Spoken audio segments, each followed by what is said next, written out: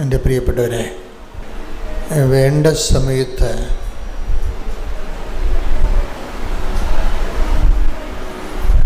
കരുണയും കൃപാവരവും ലഭിക്കുന്നതിനായി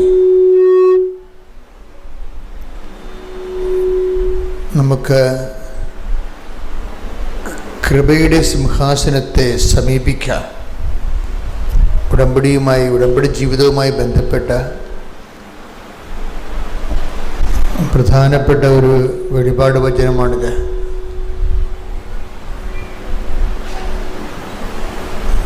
ഹെബ്രായ ലേഖനം 4-ാം അധ്യായം 16-ാം വാക്യം.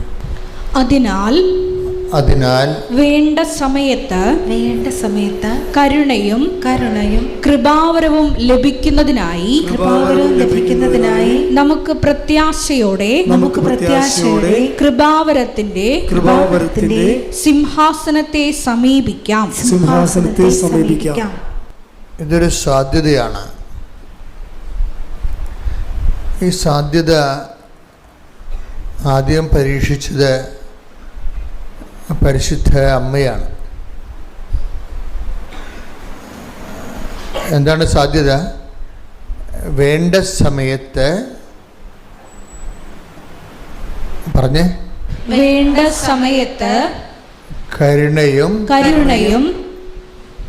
കൃപാവരവും ലഭിക്കുന്നതിനായി നമുക്ക് കൃപാവരത്തിന്റെ സിംഹാസനത്തെ സമീപിക്കാം. അപ്പൊ കൃപാവരത്തിന്റെ സിംഹാസനം എന്ന് പറയുന്നത് ഈശോയാണ്. ഈശോയെ സമീപിക്കാവുന്നാണ് പറയണത്. എന്താണ് വേണ്ട സമയത്ത് എന്തൊക്കെയാണ് നമുക്ക് ലഭിക്കേണ്ടത്? കരുണയും കൃപാവരവും. കരുണ എന്ന് പറയുമ്പോൾ 2-3-4 അർത്ഥങ്ങൾ അതിനകത്തുണ്ട് കരുണയ്ക്ക്. ഒന്ന്, നമ്മൾ ജസ്റ്റിഫൈ ചെയ്യപ്പെടുന്നത് ദൈവത്തിൻ്റെ കരുണ കൊണ്ടാണ്.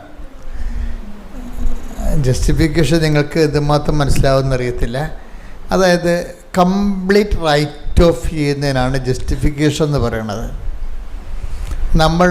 നമ്മുടെ പാപങ്ങളും നമ്മളെ യോഗ്യമാക്കി ദൈവം അങ്ങ് ഏകപക്ഷികമായിട്ട് ദൈവം നമ്മളെ റൈറ്റ് ഓഫ് ചെയ്യും. ഇപ്പം കോടിക്കണക്കിന് രൂപയുടെ കടം യാതൊരുവിധ റെമിറ്റൻസും ഇല്ലാതെ അങ്ങ് ഫ്ലാറ്റായിട്ട് റൈറ്റ് ഓഫ് ചെയ്യുന്നതിനാണ് ഒരു വ്യക്തിയെ ജസ്റ്റിഫൈ ചെയ്തെടുക്കുക. അതിനാണ് ജസ്റ്റിഫിക്കേഷൻ എന്ന് പറയുന്നത്. തിയോളജിയിലെ ഭയങ്കരമായൊരു സബ്ജക്റ്റാണത് ജസ്റ്റിഫിക്കേഷൻ. ഈ കരുണ പലപ്പോഴും ജസ്റ്റിഫിക്കേഷനുമായിട്ട് ബന്ധപ്പെട്ടിരിക്കുന്നത്.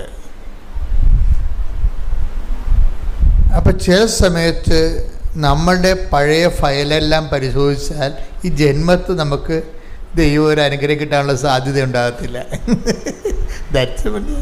മനസ്സിലായില്ലേ? നമ്മുടെ പഴയ ഫയലൊക്കെ പരിശോധിച്ചാലേ ഈ ജന്മത്ത് ഒരു ഫേവർ കിട്ടാനുള്ള യാതൊരു സാധ്യത ഉണ്ടാകത്തില്ല.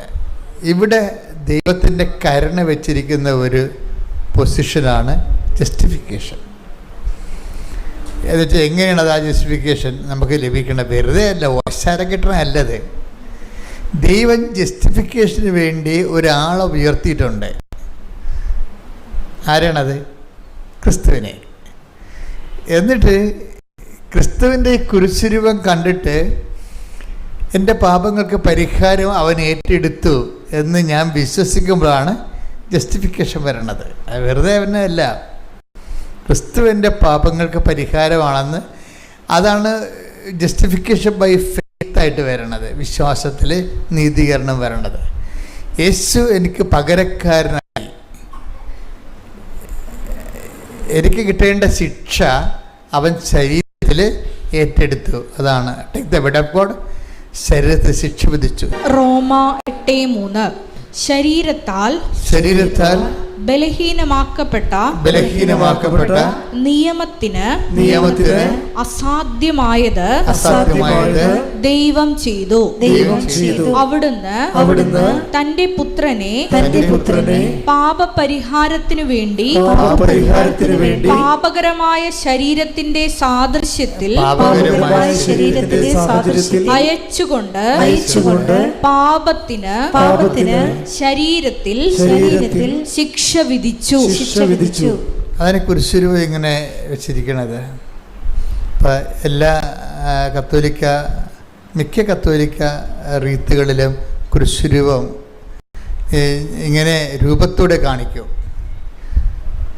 ചില സഭകളിൽ കുരിശ് മാത്രമേ കാണിക്കത്തുള്ളൂ. ഓർത്തഡോക്സ് സഭയിലൊക്കെ കുരിശ് പീഡാനുഭവം അനുഭവിച്ച പഞ്ചക്ഷതങ്ങളെ കാണിക്കും, മുൾക്കിരീടത്തെ കാണിക്കും, തിരുവിലാലും മുറിവ് ഇങ്ങനെ തുറന്നു കിടക്കണ കാണിക്കും. എന്താ കാര്യം? ഇത് കണ്ടുകൊണ്ടാണ് അവന് ഭാവിക്കണമെന്നൊരു വചനമുണ്ട്. ഇത് വരണത്